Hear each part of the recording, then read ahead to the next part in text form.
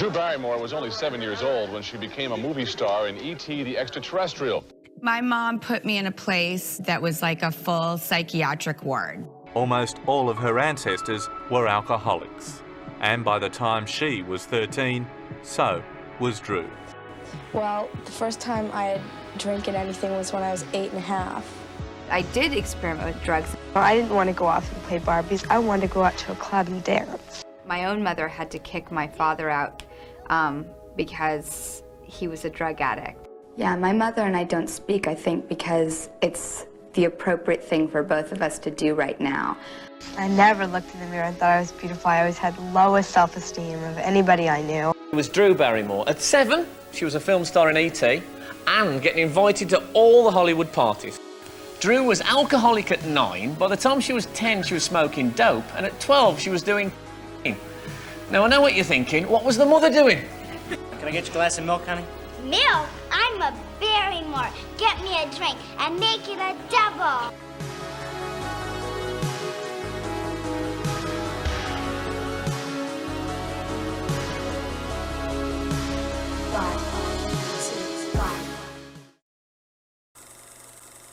A baby girl born into an acting dynasty is put to work in a dog food commercial at the age of 11 months. At 7, she's a film star. At 11, she develops a drinking problem. At 12, she's a drug addict. And at 13, she cuts her wrist and is hospitalized. And at 14, she's legally divorced from her parents. When you hear this story, it's hard to believe that it's real, but this is the story of Drew Barrymore. In the world of child actors, this is not a surprise. Many child actors have succumbed to the curse of the child star, and by their adulthood, they slowly fade away until we never hear about them anymore. But when it comes to Drew Barrymore, she turned her life around, became a successful actress well beyond her teen years, started a film production company, and created her own talk show with not just one but 2 songs named after her. So how did it all happen? Let's go back in time.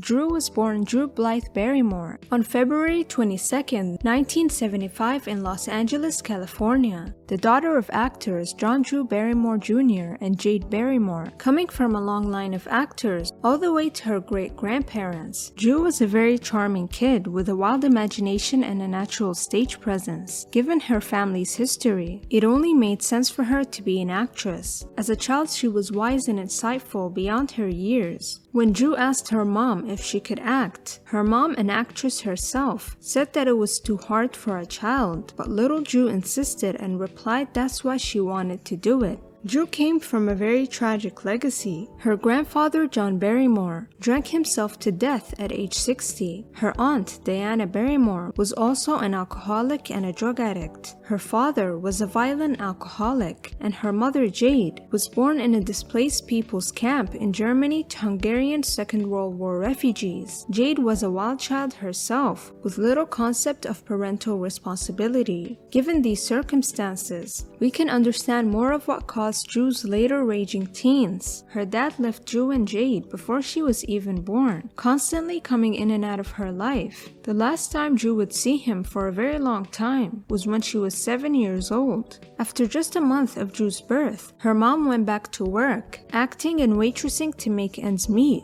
Jade worked hard because she wanted the best life for Drew. She had to leave her constantly with babysitters. Drew would always beg her mom to stay instead of working so much. She couldn't help but to feel abandoned. One day, Jade's friends suggested Drew would be the perfect actress as she had a natural star quality. After some hesitation from her mom, she began taking her daughter to auditions when Drew was still an infant. The actress appeared in a dog food commercial before she even turned 1. Her mom recalls taking her to the audition and seeing what seemed to look like all the babies in LA in one big room. When they called in baby Drew, they sat her on a blanket and let a puppy come in to study her reaction. If she cried or just sat there, she would fail. However, baby Drew did neither. She laughed when the puppy came in. and reached her hand out to him. Suddenly, the dog bit her. Everyone was shocked, expecting her to cry, but she didn't. She just looked at her mom, then the crew, then started laughing. Everyone was charmed and gave her the job. It was clear that Drew was a natural. She would then go on to play in 20 more commercials. Although for the most part, Drew's dad wasn't a part of their lives. He would constantly cast a shadow over them. Her mom lived in fear of him. 6 months prior to Drew's birth, she confronted John and told him that she would leave him. And she remembers him saying in a very quiet voice, "If you leave me, if you hurt me by leaving, I'm going to hurt you back by making sure your child's life is miserable."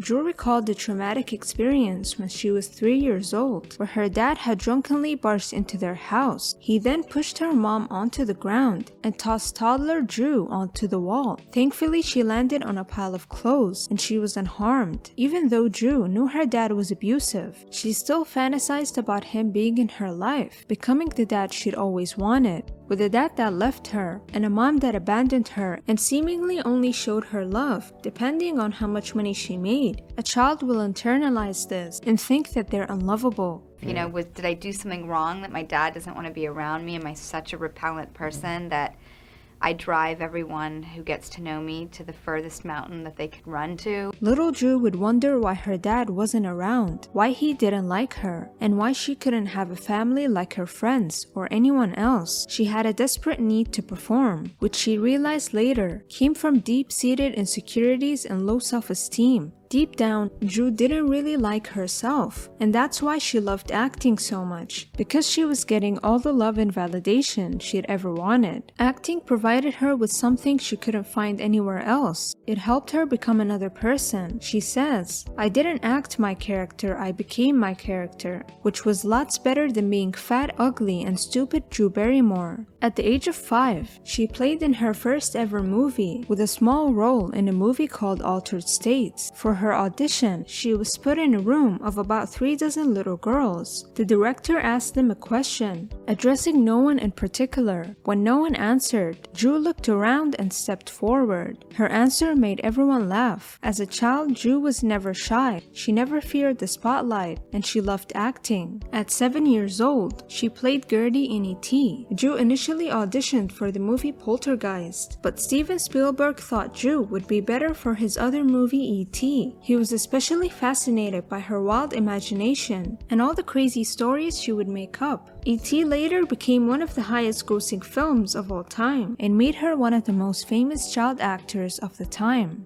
Thank you for this award. I appreciate it very much. This is my first award.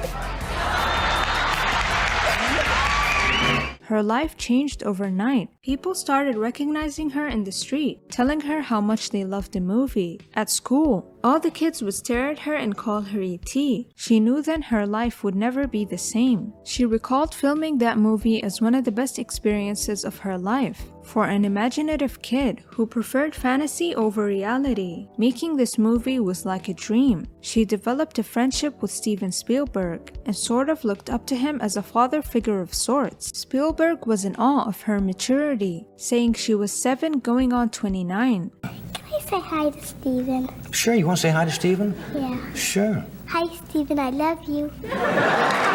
Later, Drew became the youngest person to ever guest host the NBC sketch comedy series, SNL. After shooting the film, her mom quit her job and became her manager. And just like that, Drew had officially become the provider of the family. It was a decision that would ultimately confuse their future relationship. There's a lot of conflict going on, you know. It's like I didn't know whether to treat her like a partner or a mother. When Drew was interviewed, people kept asking Drew about the legendary Barrymore family, whom she'd never met. She had almost no contact with her dad's side of the family. Embarrassed, she would just smile and say that they're great and that she hopes that one day she'd be as accomplished as them. When she was 8, she was then set to play another movie called Irreconcilable Differences, a mediocre drama following a young girl who sues her uncaring, career-oriented parents for divorce due to emotional neglect. She played the character extremely well. The reason for that was quite ironic, concerning it hit too close to home. Shooting it compared to E.T. was very difficult. People kept fighting on the set, and it was an unpleasant experience, especially for a child. She then decided to quit acting because it wasn't fun anymore. The only reason she became an actor was because it was fun and exciting. Her mom respected her decision. They bought a ranch-style home in Sherman Oaks and were back to normal life again. They weren't rich, but they didn't have to worry about making ends meet anymore. Any money that they didn't spend on necessities, her mom kept in a trust fund for Drew. One day her mom showed her a script for a movie. Drew liked the story and decided to act again. The movie was called Firestarter, which was based on a novel by Stephen King. Then she was set to play in Cat's Eye, which is another Stephen King adaptation. Drew hated wrapping up movies and saying goodbye to everyone she'd make friends with. Feeling abandoned, she says, "If there's a part of making movies that I've passionately hated, it's having to say goodbye. I would spend months growing close to people, which is what I've loved most about the work, and then I'd be torn from them without any consideration for how I needed their companionship." She drank for the first time on the farewell party for the Firestarter movie, where she dared 2 crew guys that she can easily down 2 champagne glasses. For some insane reason, they agreed and gave her that champagne. Later, she got drunk and fainted. When her mom caught her, she scolded her to never do that again. Drew loved the feeling that alcohol gave her, and this was the start of her addiction.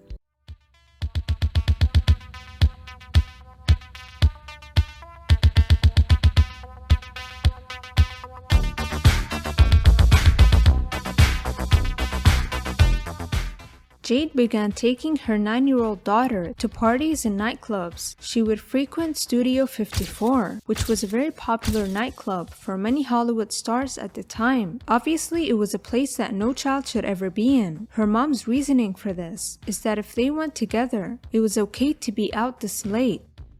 Her mom used to go with her, then leave Drew alone to talk to her friends. It was there where she was introduced to drugs and encouraged to dance with older men. After filming, she had to return to school, which she hated. There she felt like an outsider. She would barely pay attention in class, and she was constantly getting teased by other students, so she looked forward to the parties. From the age of 8, she called herself a party girl, going out with her mother and her mother's friends, sometimes up to 5 times a week. Started smoking at 9.5, and it wasn't long after that where she started to sneak around to drink, then eventually doing drugs and going to clubs by herself with friends. It's crazy to think how people saw her in these clubs and thought nothing of it. Her mom would find cigarette butts hidden in her backyard or smell alcohol on her. She would scold her and ground her for a little bit, but it didn't matter to Drew because she knew when the next party came, she wouldn't be grounded anymore. From an early age, she understood that rules didn't apply to her. Jade had raised her more like a best friend than a mother. It was very easy for me to do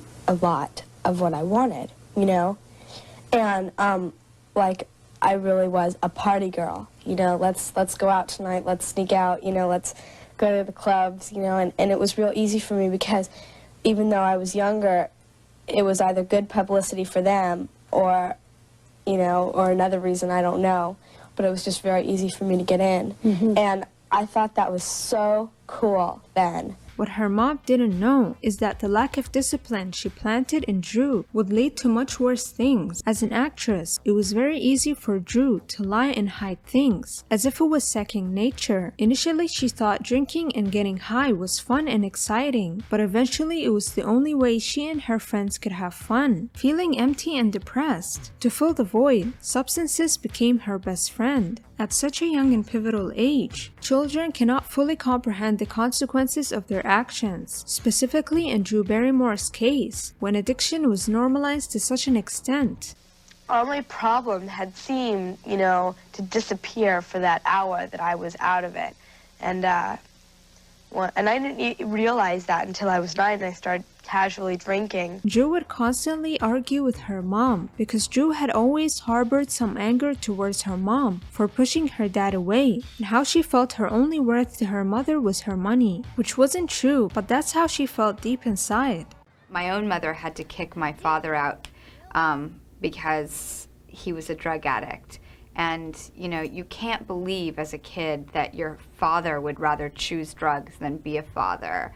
And so, of course, I resented my mother. Drew's relationship with her mother became too businesslike. Her mom didn't realize that Drew needed a mother, not a manager. At age 11, she got a role in a 3-hour television movie called Babes in Tonyland. After filming, she felt lonely again and started to fall into a depression, which was more frequent and deeper than ever. One day, Drew had a big fight with her mom. She slammed the door of her bedroom, and in a state of deep depression, she was staring at a bottle of aspirin, contemplating ending her life at the moment. Fortunately, she didn't, not knowing why exactly. At 6th grade, she would transfer to another school. This would be the 6th school she transferred to in 4 years. And since the school had high schoolers, Drew gravitated towards them and became friends with them because they were more mature than kids her age. Ever since Drew was a child, she would constantly be around adults, so she found it easier to talk to adults than kids her age. They had the same interests in illicit substances and they accepted her.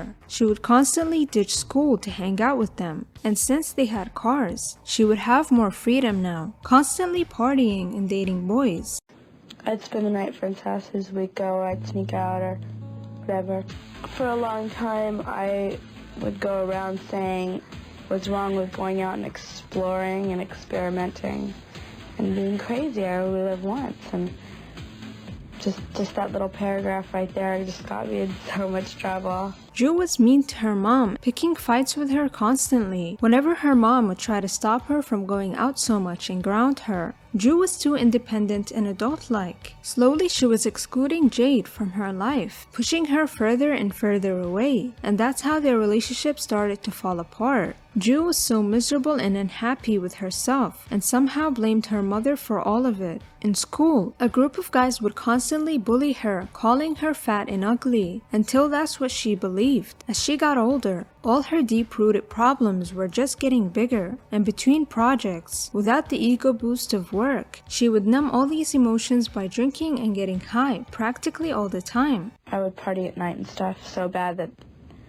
I was surprised I made it to work in the morning. Work would actually prevent her from using so much. Drew would understand later that Hollywood was a means to escape her family. At the age of 12, she was cast in a movie called See You in the Morning. By this time, she'd become an addict. She had to drink and get high, but she did a great job hiding it from everyone, including her mom. On the set, no one suspected anything. Every weekend she would sleep over at a friend's house, going out to clubs without her mother's knowledge. Soon after, she began experimenting with Coca-Cola, if you catch my drift, which became her favorite substance to use. When Drew was 13, her mom didn't know what to do. Her grades were plummeting, they barely talked, and she had no idea where Drew would go out every night. One day, Jade was waiting for Drew to come back home, and it was past her midnight curfew. Drew came back home drunk, screaming and throwing stuff across the room. Her mom decided then and there that that was it. She had to get Drew some help and checked her into a treatment center for addiction, which she ended up staying in for a year and a half.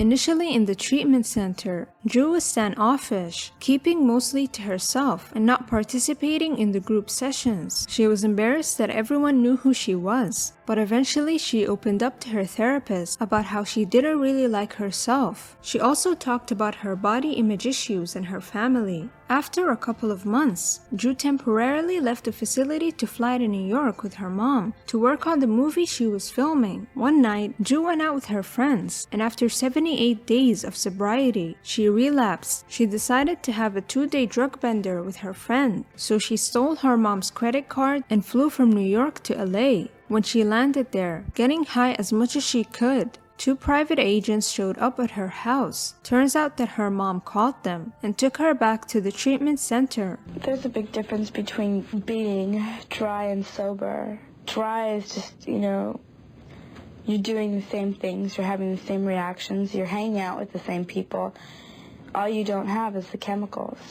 And sober is where you change your life, you're working your program, you're changing your atmosphere, your scenery, the places you go, the people you go with. It's very different. And I wasn't doing any of that. I was dry. Very dry. By then, she realized she'd hit rock bottom. She described her lowest point, which later made her fall into a severe depression, saying, "Just knowing that I really was alone. My mom locked me up in an institution, but it did give an amazing discipline. It was like a serious recruitment training and boot camp, and it was horrible and dark and very long-lived. A year and a half, but I needed it." In the treatment facility, she realized she harbored the long-standing anger against her mother for abandoning her. The angrier she was at herself, the meaner she'd be to her mom. She would make her mom cry, and at one point she even slapped her. She knew that no matter what she did, her mom would always come back. And that was their relationship. They would constantly trigger each other. Drew was cold and cruel, but it all came from her own misery. There was also the issue of her dad, who she had fantasies of, where he could get clean and finally be her dad. In the treatment center, they started family sessions where a therapist would mediate between her and her mom, explaining how both their actions have hurt each other. Slowly, they started the process of repairing their relationship. She also wrote letters to her dad to finally say goodbye. Days prior to leaving the treatment facility in 1989, one of the biggest tabloids, the National Enquirer, was about to blow the lid of Drew's addiction and where she was staying this whole time. The headline read, "E.T. star in Coca-Cola and booze clinic." Drew was frustrated, but she remained calm and hatched a plan to tell her story in her own words to People magazine, hoping that the story would be inspiring to people struggling with the same issue. By the time Drew left the treatment center, the National Enquirer's story came out. Her telephone rang constantly. Friends and acquaintances wanted to know if the story was true. Reporters stalked their house 24/7. After a week, she was filming an ABC after-school special called Getting Straight, meant to inform teenagers about the dangers of drug use. By that time, the People magazine story came out, which had mostly a positive reaction from people. At 14, Drew was doing well. She was seeing her therapist and going out to AA meetings. But after a little more than 12 weeks out of rehab, Drew relapsed. She was afraid to tell her mom and everyone else who was rooting for her to succeed. She felt more and more guilty about not telling her mom, and this brought up the old wall they had between them. Her mom couldn't get through to her anymore, and they started to fight again. It was so bad between them that things returned to how they were before. They just couldn't get along, so Drew decided she would move out.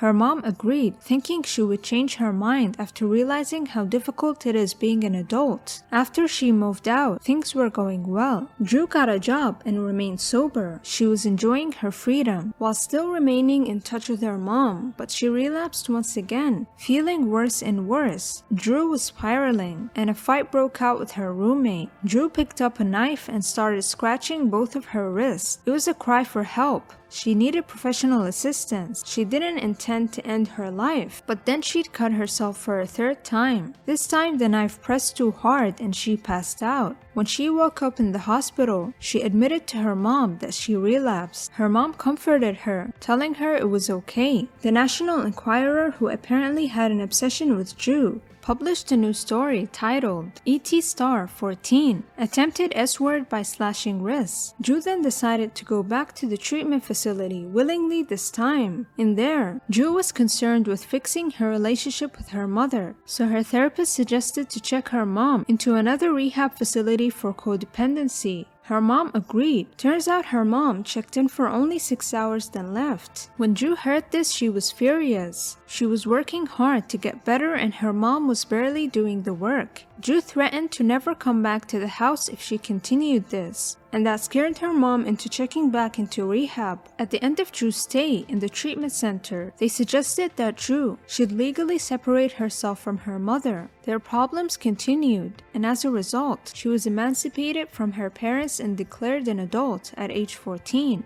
believing that she would have a better chance on her own. And these people saved my life, and they single-handedly probably gave me 18 years worth of parenting in a year and a half. And so when I got out, they felt that my mom and I would be best apart.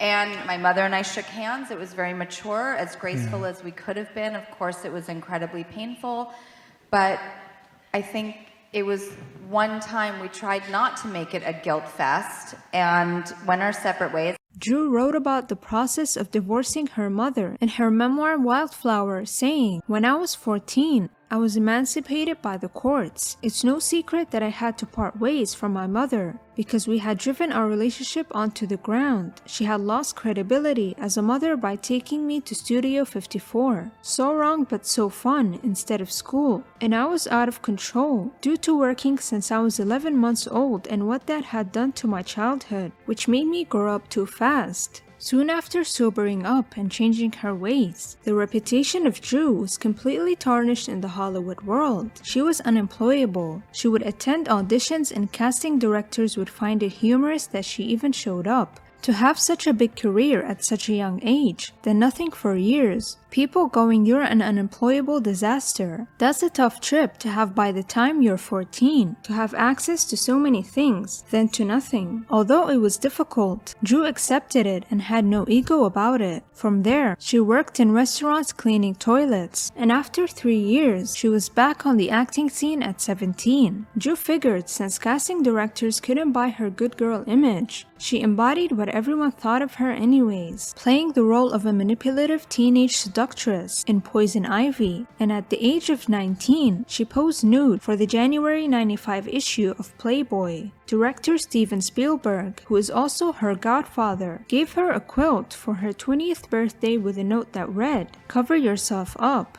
But the biggest event that cemented her bad girl image was her appearance in The Late Show with David Letterman, where Barrymore climbed onto the desk, flashed David Letterman, and gave him a kiss on the cheek as a birthday present. She found her 20s liberating, working hard, partying hard, enjoying huge success while staying sober. It was noticeable that at 20, she seemed younger than the 7-year-old who appeared on the Johnny Carson show all those years ago. Over the next 6 years, she made 16 more films, including Bad Girls, Woody Allen's musical Everyone Says I Love You, the blockbuster Batman Forever, and the horror movie Scream. Little story about this movie, Drew was supposed to be the main character, but instead she insisted she'd be the first character to die, because she always thought it was silly how the main character in horror movies always survives till the end. Her 20s and 30s more than made up for her teens, calling them a blast. After some time, Drew was tired of playing bad girls, cause she really never seen herself as one, and her recent success gave her the freedom to choose her own parts. Later, she would star in The Wedding Singer, the first in a series of rom-com collaborations with Adam Sandler. In her book, Drew talks about how she practically had to stalk Adam Sandler to set up a meeting with him, because she was convinced that they would be a great on-screen couple. I get to come to work every day and work with Adam Sandler and laugh my head off. I think Adam Sandler is beautiful, and I've always said that I think the most attractive quality a human being can attain is humor and intellect, and he has it both. She says, "I was convinced at the time we were supposed to pair up. I knew it. I knew it in my bones. I thought Sandler had a goodness that was so unique. I could tell that he possessed something different, and I was so drawn to his light. I wanted to make love stories, but I wanted them to have a certain energy that was about true love and chemistry and timelessness, and I was convinced of us doing something together." Later, Adam came up with the idea of The Wedding Singer, which became the first in a series of rom-com collaborations with Adam Sandler. At 20, she and Nancy Jovanin started Flower Films, which is a film production company. She talks about Nancy in her book Wildflower, saying, "She would become my partner in business. She would take me in like a sister. She would change my whole world in many important ways. Nancy Jovanin is the replacement for the absence of family. She was my gift in life." When she was 23, she would later produce and star in Never Been Kissed. In the movie, she plays Josie Geller, an aspiring magazine writer given an undercover reporting job to pretend to be a high school student to find out what modern schools are like. Never Been Kissed became the modern-day fairy tale for a generation of teenage girls. The character of Josie Geller, which was modeled after Drew, was relatable. She talks about her feelings of not belonging and her clumsiness. Drew wanted something that related to how it felt growing up. It's raw, ridiculous, beautiful, and humorous, and it became Drew's favorite role. It was the first movie for Flower Films. It was for Fox, and they took a big risk on Drew. Later, she would come up with the blockbuster movie Charlie's Angels. Drew's influence throughout the film is apparent. She wanted to do a movie that stressed the importance of sisterhood and women supporting each other. It's glossy, playful, and overtly sexualized. She says, "I literally went in corduroy pants and a backpack in the age of the power suit. We didn't fit the part, and we wanted to do it our way, and they let us. Sony let Nancy and me make Charlie's Angels, a giant effing franchise movie, and they let us make a second one. Audiences loved the movie, and it made over $260 million worldwide." She would later team up again with Adam Sandler to make 50 First Dates and provide financing for Donnie Darko. In 2009, she directed her first full-length feature film called Whip It, a typical Barrymore rom-com about a teenage misfit who finds herself signing up to a roller derby team. The film received generally positive reviews. She worked for the third time with Adam Sandler on the movie Blended. This time they wanted to do a family-focused film, since they both had families now, and it only seemed appropriate. And when she had kids herself, she vowed to never repeat the mistakes she had to go through as a child. How do you know how to parent when you didn't have good parents? Because you can take every experience in your life, especially the hard or the bad or the wrong, and write it all, because it's always a great blueprint. One of the most touching parts of her memoir is her realization that she finally has the family she's always wanted, and not just one family. There's her work family at Flower Films, the family she started, and the extended family of her in-laws. It's been years since her father died, a penniless addict, and Barrymore rarely speaks to her mother. Her parents are largely absent from the latter stages of her life, and we are left wondering if there is any forgiveness, let alone love. But in the final lines of the acknowledgments of her book, she writes, "And to my mother, Idiko Jade Barrymore, thank you. I am so ever pleased to be on this planet. And to my father, John Drew Barrymore, see you again someday." When it comes to celebrities, we always have a fixed image of who they are, an archetype.